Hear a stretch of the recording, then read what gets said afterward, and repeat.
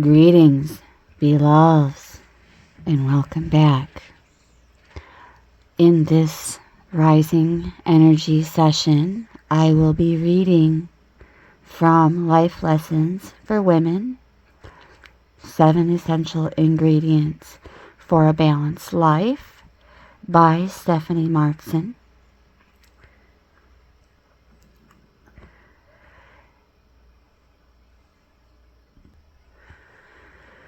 And before I get started, I would just like to add that although the book is titled Life Lessons for Women, these chapters and their stories can resonate in just about anyone's life. And in this session, we're going to be reading from Taking Charge of Your Life, beginning at page 49, Communing with Nature, followed by life lesson number 2, titled Reorient Your Life. So this is a brief story from a woman named Nancy B. Gibbs. All right, let's get started. Almost every morning before I start my day, I make my way to this little park. Very seldom do I see anyone else there. It seems that everyone else is too busy running here and there to stop to admire God's beautiful creation. It was quiet at the little pond that morning. The water was still. The leaves on the trees were not shivering like usual. The silence was broken by the ringing of my cellular phone. The noise startled me. I jumped and grabbed the telephone, wondering who would be calling me at this early. "Hi, Mama," my son Chad said. "What are you doing?" "I'm sitting at a little pond across town," I answered. "You're doing what?" he inquired. "I'm spending some quiet time at the perfect little place," I explained. "I come here almost every morning. It helps me get my day started on the right track." "You're sitting at a pond, communing with nature, while I'm stuck in Atlanta traffic," Chad laughed. "It must be nice." "It is very nice," I admitted. "You should try it sometime." Chad and I talked until the traffic resumed on his end. We offered our loving farewells and hung up. My mind took me to a place where I had lived several years earlier. I was one of those people living every minute of each day in a rat race. I didn't take the time to commune with nature, spend quiet time with God, or take the time to get in touch with my feelings. I thought I was happy driving in the fast lane of life. When I think back, I realize that I had been afraid of being alone. I could put on a good show before everyone else, but if I got quiet, I was forced to be honest with myself. I wasn't doing the things that I knew deep in my heart I was supposed to be doing. God had called me to minister to others through writing and public speaking, but I had ignored his call. I justified my actions by telling myself that I had to make a living. I was exactly like everybody else in this world, struggling to make ends meet while not considering the real reason for my existence. I was afraid to slow down. If I miss a day at work, I will get too far behind, I reasoned. Therefore, I worked, even when I was sick. I pushed myself to the limit so many times. I wondered who I was trying to impress. Was it my boss or coworkers? I decided that it was probably me that I was trying to impress. I had to feel worthy. I wanted to feel like a dedicated and hardworking employee. But in the meantime, I denied myself the privilege of really living my life to its fullest. I took a few more minutes to pray. A few birds landed in the tree beside me.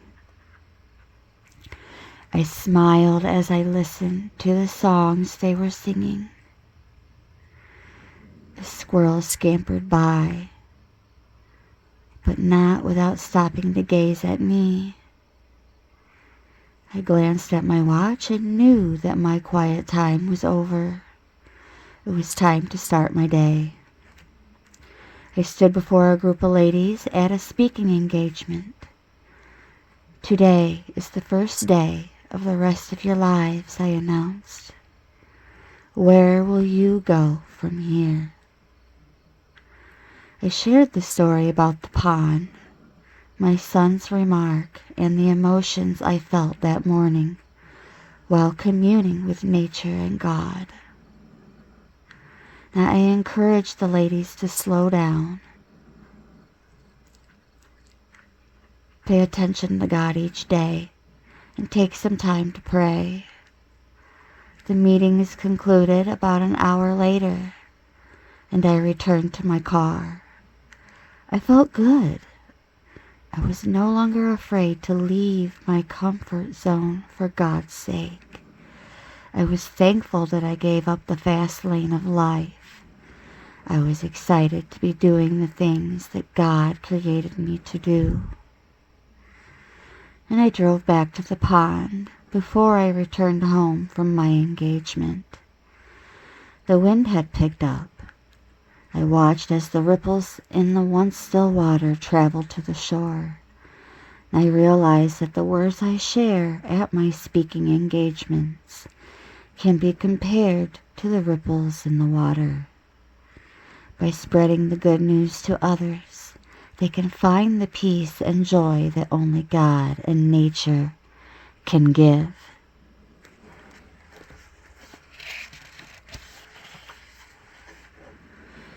Stop and consider for a moment what would happen if you took the next available exit on the freeway of your life. Reorient your life. Life lesson number 2. Pulled onto a quiet country lane, slowed down and reflected. What would happen if you ask yourself, am I doing too much? Am I doing enough? Am I living the life I want to live? Are you pondering these questions? You may discover that you want to make some changes. You may find that you need to reassess your priorities based on what you're determined is most meaningful in your life. You can decide that you need more balance, more time for yourself. You may realize that you have to take greater charge of where you invest your time and energy.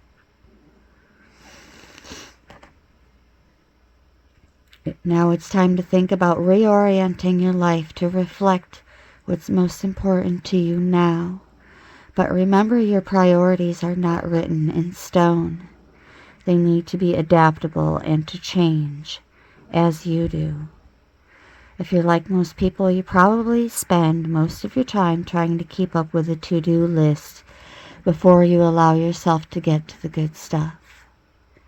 And all too often you put your own needs on the when I have time list rather than one to-do list. These kinds of choices are taking you away from the life you desire. Rather than saying, I don't have time to exercise or play with my kids or take a piano lesson, take responsibility for your decisions. Say, I could do what I want if I tried this a different way. Or, why is this my top priority? How you spend your time is your choice.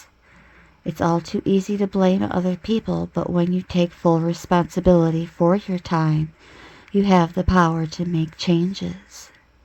You do have time for what's important.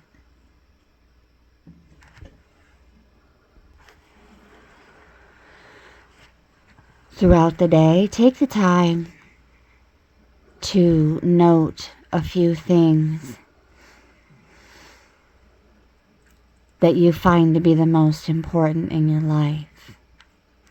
And then next to each activity, list the amount of times you currently devote that thing or that item in the course of a typical week. How does your present life match the life you want to be living? Are there any adjustments that need to be made? Now that you know what's important to you, use this information as a guide when making choices. Before you agree to something, ask yourself, is this in alignment with my priorities? Will this activity or commitment enhance my life or detract from creating the life I want? I am reorienting my life around what is most important to me. And that is the message for today. I want to thank you so very much for tuning in. Multiversal Soul Familia. With much gratitude and appreciation from my heart chakra to yours. Brightest of blessings.